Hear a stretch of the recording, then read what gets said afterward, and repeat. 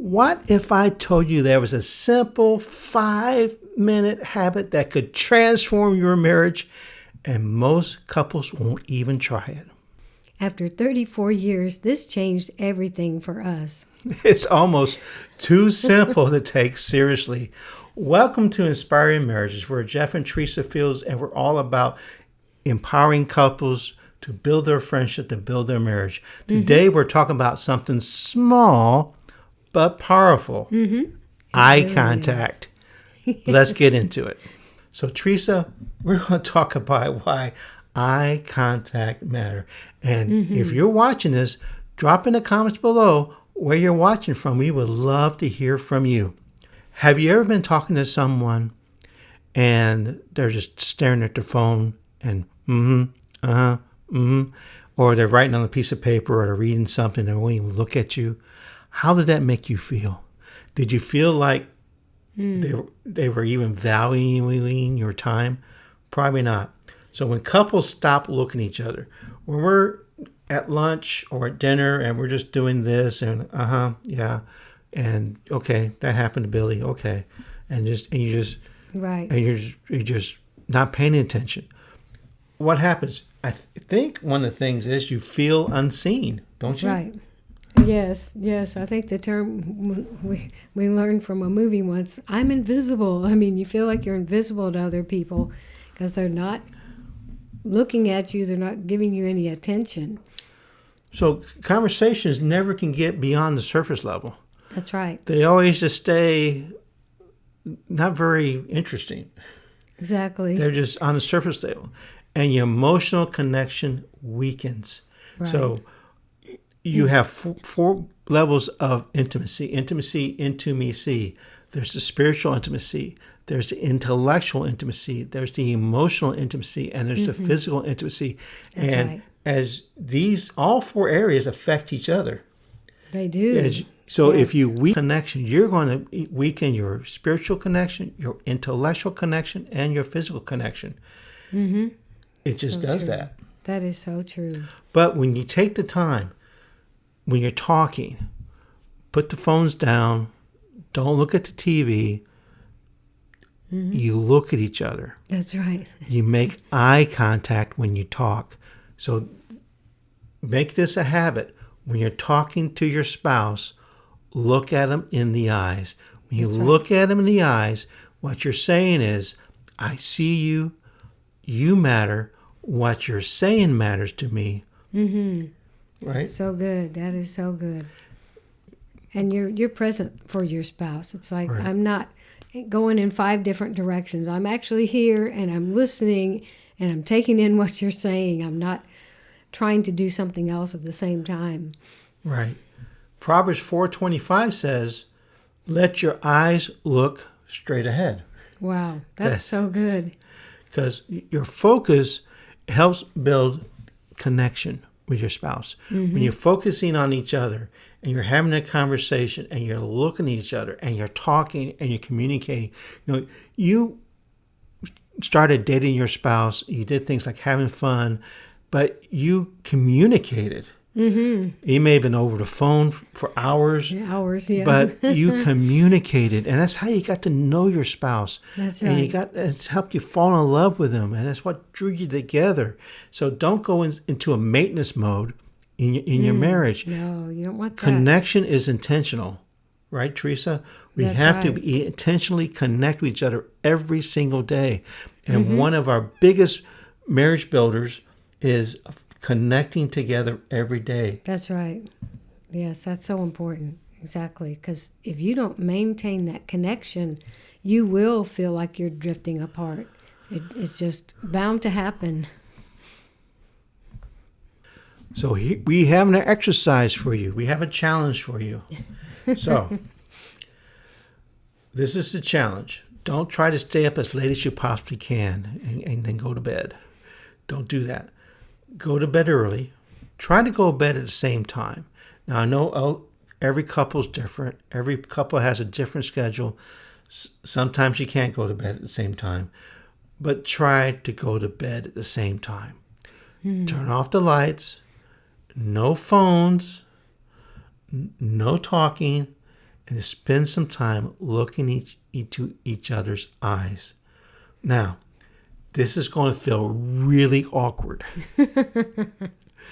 This is going to feel really awkward.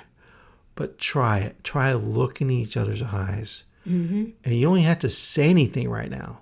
Just look in each other's eyes and communicate. And just communicate with your eyes. Now, it's beautiful. What you'll find out what happens is all the walls of maybe there's walls of misunderstanding or there's something distant, something that's built up between you. Something happened. Those walls will lower. Those defenses will soften. Oxytocin increases. Oxytocin is a very important chemical. It is chemical for the brain, yes. Right. And safety rebuilds. Remember, husbands, one of your wife's major needs is security. Security and safety. She needs to know that you're in the relationship for the long haul, that you're not going anywhere. She needs that security of the relationship. And that's something that when you do something simple, I know it seems silly. Something like that, it really helps with security. It does. It does. Like you said, just knowing if you have your attention of your spouse and they're looking at you, looking in your eyes, I mean, that just, I think it increases that feeling of, wow, we're really here for each other. Neither one's going anywhere. We don't have something more important to do. We just want to be together. We want to connect. We want to be close. Right. This will strengthen your emotional intimacy. It really will.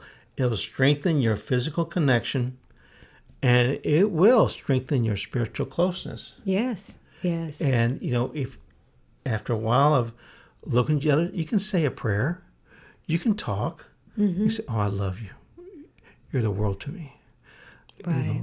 You're the most precious person I've ever known. I love you in my heart. And just say things to each other. And I'm telling you, it will build closeness. It really will.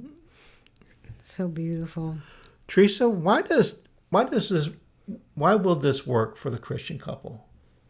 Well, you've already been made one because you're in a covenant in God's eyes. It's not a legal kind of agreement that you entered into. You entered into a real covenant, and God recognizes that. You're one, so you need to act like you're still one, just like Adam and Eve. They were two, but they had been one to start with, and they had to know how to stay close and read what each other was thinking and feeling and talk about it. But God wants that, like that original design to be in our marriage, that we know we're one. Right. Yes. Genesis 2. For this reason, a husband shall leave his father and mother and be joined, to be glued, to be adhered to his wife, and they shall become one flesh. So it's part of the covenant. Covenant requires presence. Yes. You have to be there. So when you're making eye contact, what you're saying again is, I'm here. I'm all the way here. I'm here 100%. Undivided attention. I'm here. Even Song of Solomon tells us, turn your eyes away from me. They overwhelm me. Because she had his gaze, that's for sure. the being seen is powerful. It's powerful. It is powerful. When you restore eye connection, you restore friendship. You really do. So good. Yes, it's just so much sincerity in eye contact. You can be sincere with each other. That's really, really powerful. Right. And if your marriage is feeling distant, don't try to overhaul everything. You don't need to overhaul everything. No. Just start small, right, Teresa? We want to start small. We want to have fun. We want to pray together. And we want to look into each other's eyes when we communicate. That's right. So Christian marriages, strong Christian marriages that will last for decades, 30, 40, 50, 60 years. They're not built on dramatic moments, right? That's right. They're built That's on right. simple daily rhythms. It's like you can see it if those couples that have been married for those many decades, you can see it's like their life has such a rhythm together. The two of them are just always moving together and finishing each other's sentences, and it's just so sweet. Like, how do we get to that? But it's because daily they made intentional plans to spend time together, to get to know each other, to do things together, so that they knew each other so well.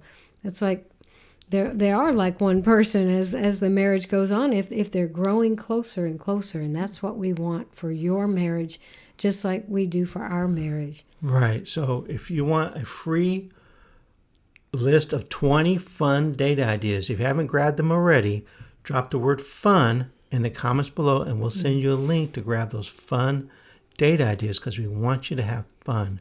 And if this video has blessed you, we have other videos, and this one here, about building your spiritual intimacy, and we'll see you over there.